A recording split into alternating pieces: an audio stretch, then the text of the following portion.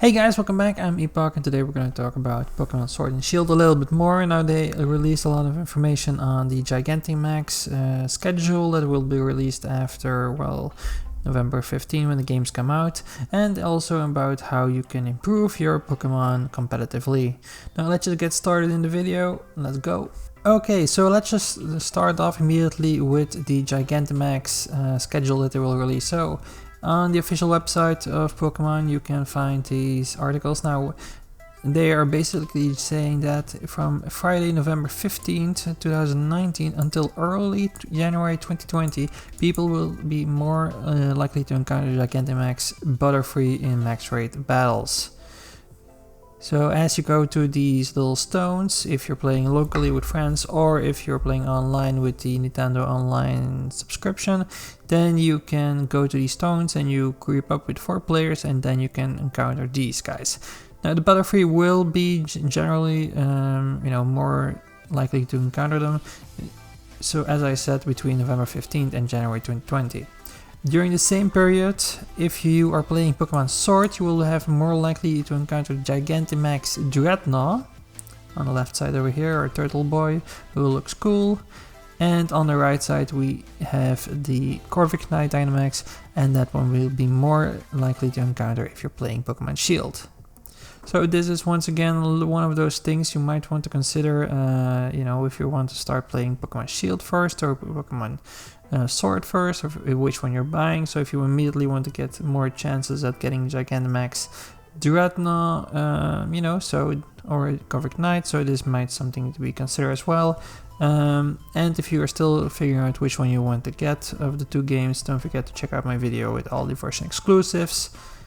But anyway, let's just continue to the next part. Okay, so now let's just start about competitive playing Pokemon. So they are announcing the very first online competition, the Galar Beginnings.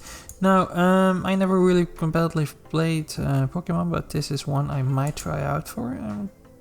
We'll see when the day comes up. So you can sign up for this competition starting from Friday, November 15th, so when the game comes out, up until Thursday, December 5th. Now, the competition itself will be on December 6th, on a Friday, until the Sunday. So that's a complete weekend that you can compete. Now, the entire battle format is just a single battle that with Pokemon you obtained in Pokemon Sword and Shield, so only those, 400 or even maybe more. Only the Pokemon that you can find, catch, and in Pokemon Sword and Shield. There will certain special Pokemon will not be allowed. So maybe legendaries or specific Pokemon that might be overpowered or something. I don't know, but certain special Pokemon will not be allowed. You can register 3 to 6 Pokemon to your battle team, and they will be automatically level 50 for the duration of each match. So so everyone is on the same level. So be really sure to think about which Pokemon you want to add to your battle team to have that optimal, team. Now let's just talk about also how you can increase your Pokemons for competitive playing.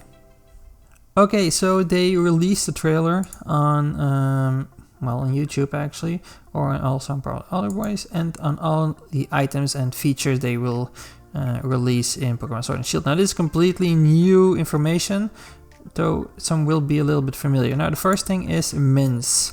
Now mints are items that you can get and they will change the effects of Pokemon's nature. So for example, you have Pikachu over here, and that's the one you probably want to have better special attack for than just normal attack. Then you can just use mints. Now here we have a multiple of mints. And let's just go a little bit back so the pop-up sign is gone. So if a Pokemon smells this mint, its special attack will grow a lot more easily, but its attack will grow more slowly. So that means actually if you're playing with a Pikachu, for example, where special attack is more important, then you probably want to use a Moss Mint on him, so his special attacks rises a lot more, and his attack a lot less. So these, in this way, actually they're kind of looking again at IV. So first, when you didn't get a Pokemon that with a certain IV that you liked, then you just had to catch another one, or you had to train specific ways that I'm not really that familiar with, because in all honesty I was never really busy with that kind of thing. So yeah, this is really a way that you can just, you know, as they mentioned actually with Pokemon Sword and Shield, they want to make a lot more Pokemon, if not all of them, more useful in competitions. So for that reason they're probably releasing these modest mints. Now next, and you can also just say use this item and then view on your Pokemon, for example, and let's just see. So you have Pikachu over here right now. Its special attack 65. His attack was 55. No, okay, so it's 65 and 62. And after the mint, they rose to him. Special attack at 71, and attack went down with 55. You also see those little, what is this, hexagon? But if that doesn't work for you, you can also use supplements. Now supplements, I believe there were in the past, but I think those were limited up to 10. So here you have well, supplements that max out Pokemon's base stats. Now for example, if you want Gengar to get more attack, for example, then you can give him calcium. So you just have him drink this, and the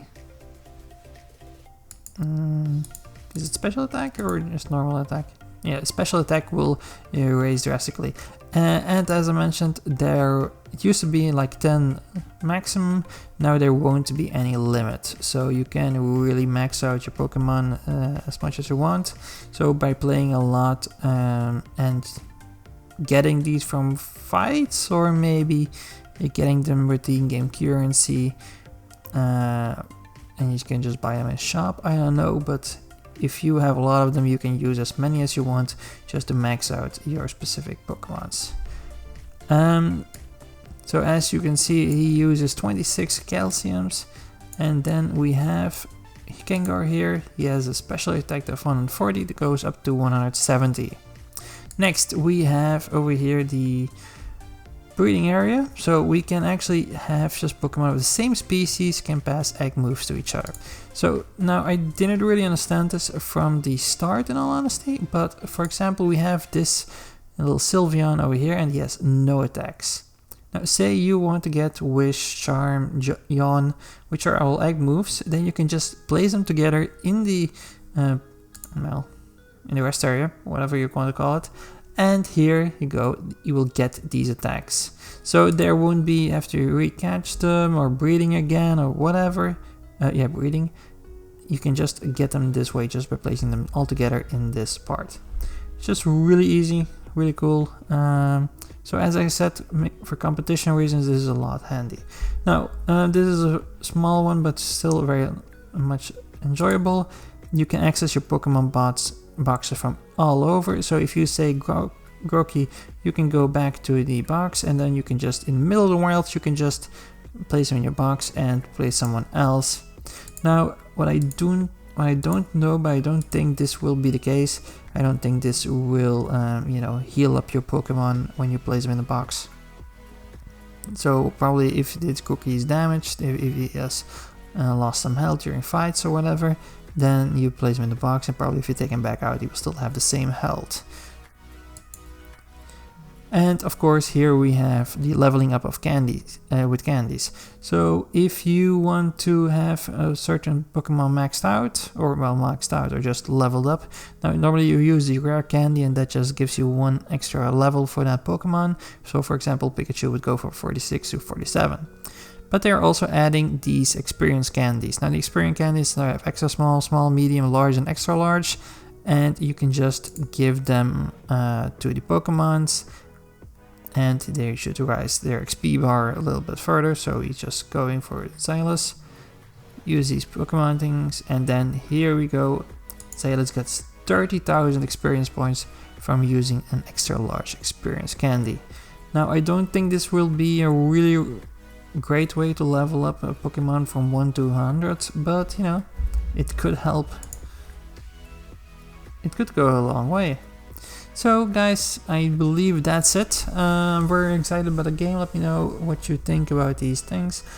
I think maybe some people might say this will make, I don't know, making the Pokemons competitive a little bit too easy. But on the other hand, you know, you can use whatever Pokemon you like actually, so I don't know. I really like it. I never really was competitive in Pokemon games before, but I actually might just, you know, try it out online in these games. So guys, thanks for watching. If you have any questions, please ask them in the comments down below. Let me know your opinions also. I'm really curious. And guys, thanks for watching, and I'll catch you next time. See ya!